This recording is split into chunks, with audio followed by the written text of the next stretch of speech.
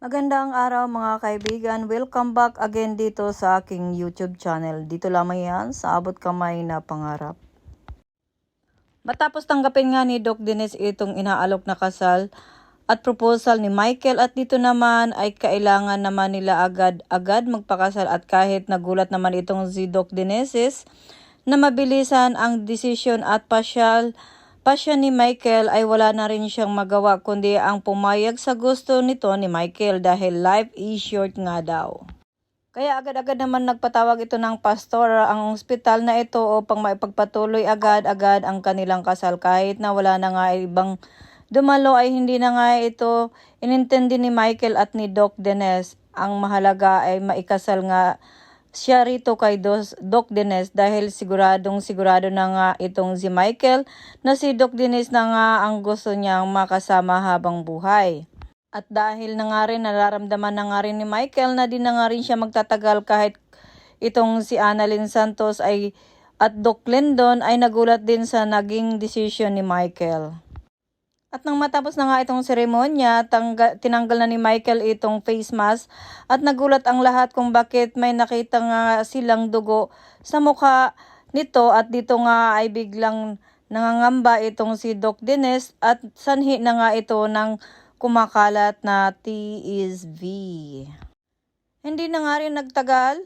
Nang ilang minuto ay namaalam na nga itong si Michael at labis na ngang nasaktan itong si Doc Dennis sa nangyari dito sa kaniyang asawa, at ganun din si Annalyn Santos at nagdadalamhati na nga ito.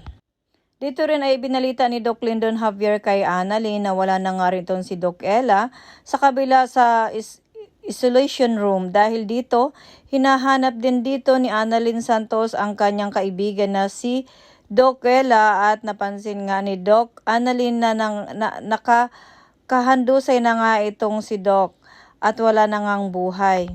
Labis naman ngang umiiyak itong si Annalyn dahil nawala na nga siya ng kinikilalang niyang ama at pati na rin itong kanyang kaibigan, at nangangamba nga si Annalyn ngayon dahil tinawagan siya nga nitong kanyang ama na si Doc RJ. Ipinaalam dito na baka nahahawa na nga rin siya kay Doc Ella dahil sa pakiramdam nga nito tila siya ay nilalagnat at nahihilo.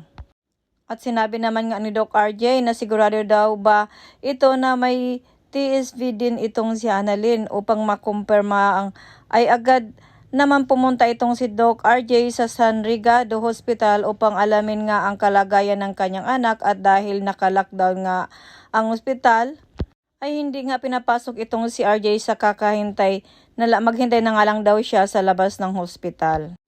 Samantala dito naman sinabi ni Moira kay Giselle na kapag may nangyari nga daw sa kanyang anak at walang ibang sisisihin kundi itong si Giselle, at hindi rin naman nagpapatalo itong si Giselle, at sinabi nga itong kay Moira na patay at magsuot nga ito ng face mask dahil baka nga siya pa ang maghawak ng TSV dito sa Apex Hospital.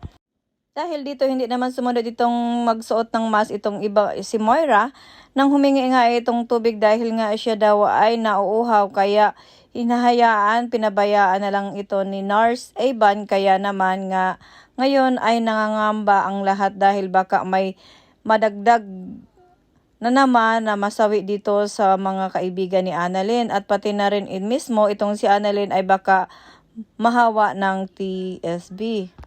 Kaya yan ang ating pakatutukan dahil tumitindi na nga ang hagupit dito sa ospital ng San Rigado. Yan lamang po at maraming pong salamat. Salamat po sa inyong pakikinig. Bye-bye!